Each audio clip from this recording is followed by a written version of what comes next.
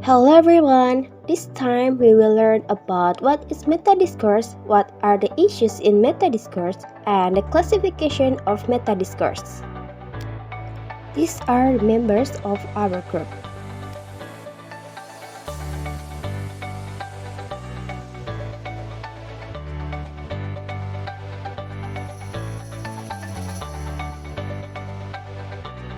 And this is the learning outcome for this material.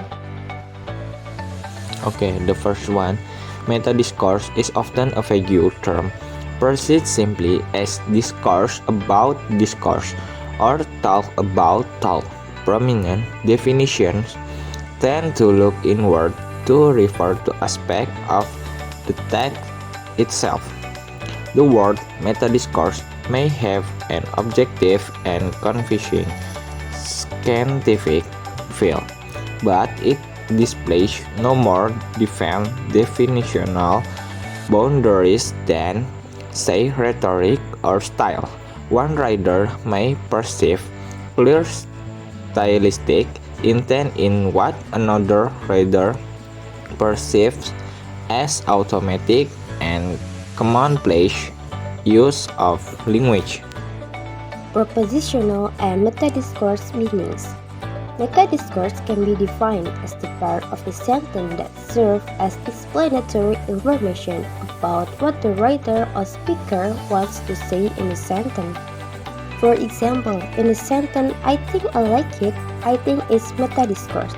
Then, in the sentence, I believe this theory is wrong, the word I believe in the sentence is metadiscourse.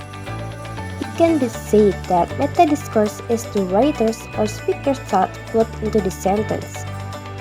Then there is the propositional. Propositional is a sentence that usually comes after metadiscourse.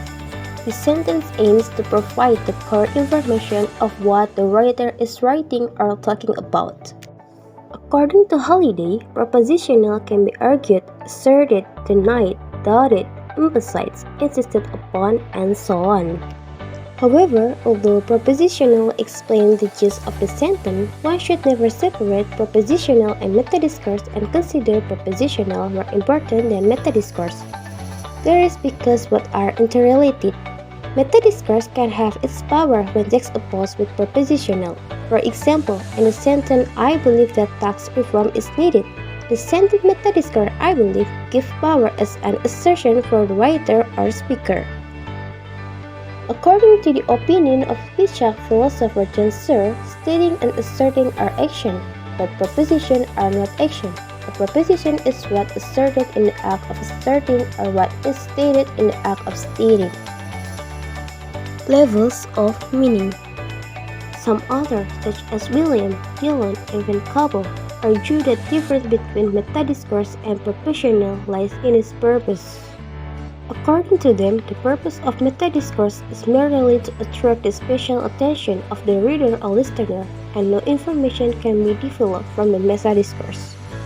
However, metadiscourse plays an important role in understanding the meaning of a sentence or even a discourse. That means metadiscourse can also function as additional or explanatory information put forward by the writer or speaker, usually characterized by the use of pronouns, or it can be the form of reaction, responses, and suggestion from the writer. An example is Grace's discourse on the cooperative principle. The underlying word or sentences are metadiscourse. Different metadiscourses produce different meanings. Even though the content is the same, it is rewritten, paraphrased, summarized, or reformulated using different languages. This difference in metadiscourse will affect the reader or listener in understanding the author's intention. For example, Rhetoric discourse is a rewrite of Grace's discourse. Next, we move to functional analysis. Is that metadiscourse included in the syntactic or functional category? Although most authors have adopted the functional approach and attempt to classify linguistic signs or metadiscourse markers based on the functions they perform in a text. For example, Lautamati 1978, Meyer 19 1975, and Williams, 1981. It is also not uncommon for some authors such as Chris Moore and others, 1993, to adopt both approaches simultaneously. The term functional in metadiscourse studies refers to how language works to achieve certain communicative goals for its users. The emphasis of functional analysis itself emphasizes meaning in context, how language is used, rather than what the dictionary says about it.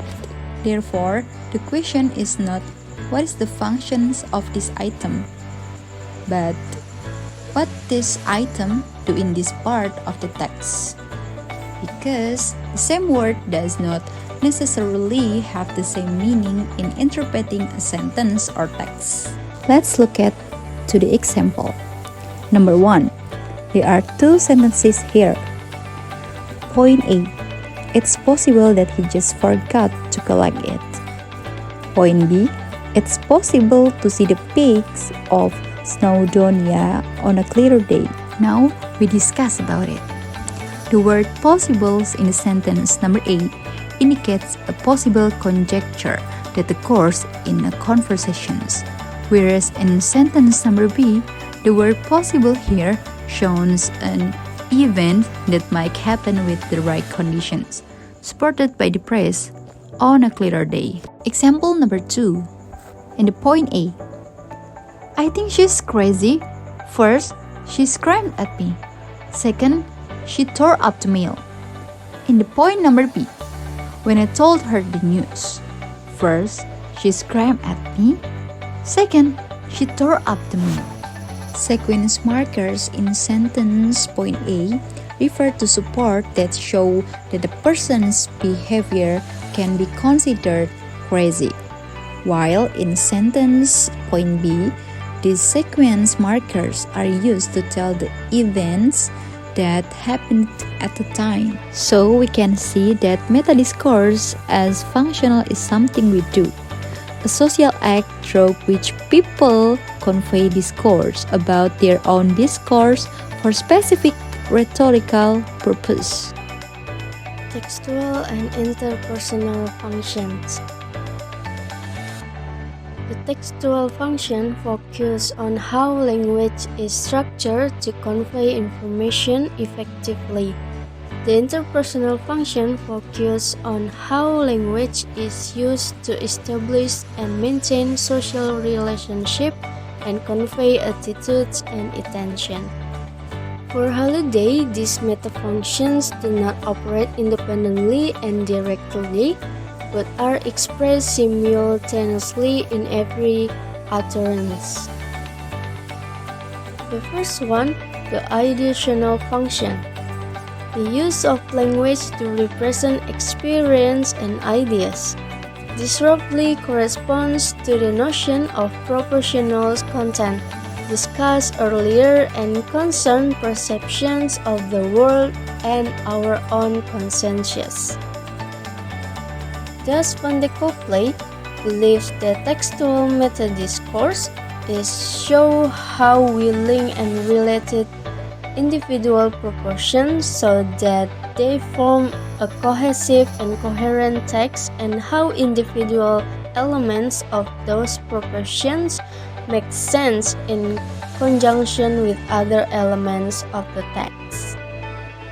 Lyons refers to this as text reflexivity, or the capacity of natural language to refer to or describe itself.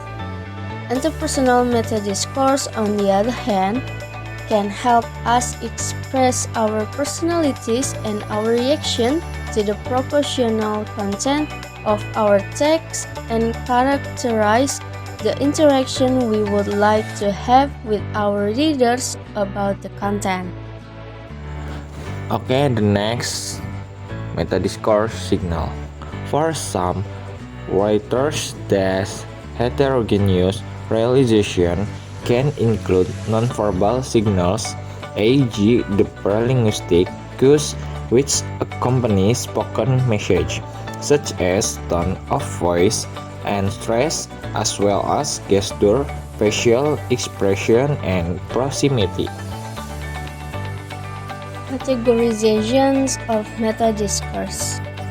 Metadiscourse refers to language that comments on the ongoing discourse, providing information about the structure, organization, or interpretations of the text. It helps guide readers or listeners through the text and can enhance comprehension and engagement. From Pandikopoulos classifications, textual metadiscourse include the first one, text connectivities, second, code clauses, the third, validity markers, the fourth, narrators and the presenter, and then interpersonal metadiscourse include first one, elocution markers, second, attitude markers, and the last one, commentaries. From Chris Moore et al. Categorizations, textual metadiscourse include the first one, logical connectivities, second, sequencers, the third, reminders, the fourth, topicalizers. And interpretive markers, the first one, code clauses, second, elocution markers, the third, announcements. And interpersonal metadiscourse include the first one, hedges, second, certainly markers, the third, attributors, the fourth, attitude markers, and the last one, commentary. As explained previously, it shows that while most analyses adopt a functional approach to metadiscourse, categorization sometimes confuse functional with syntactic criteria and mispresents Halliday's tripartite view of language. There are several issues such as obscure the fact that language features have potentially multifunctional roles and that items only function as metadiscourse in relation to other parts of the text. It is also distant to obscure the fact that discourse involves interactions between language users communicating as members of social groups.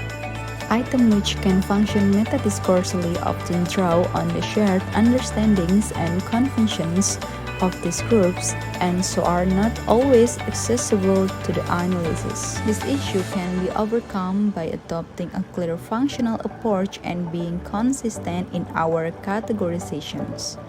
Metadiscourse offers a powerful analytical tool for describing discourse and mapping the way that language is related to the social context in which it is used.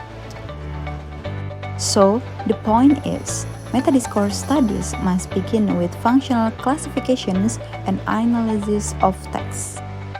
That's all the material regarding metadiscourse this time. Thank you for your attention and have a nice day.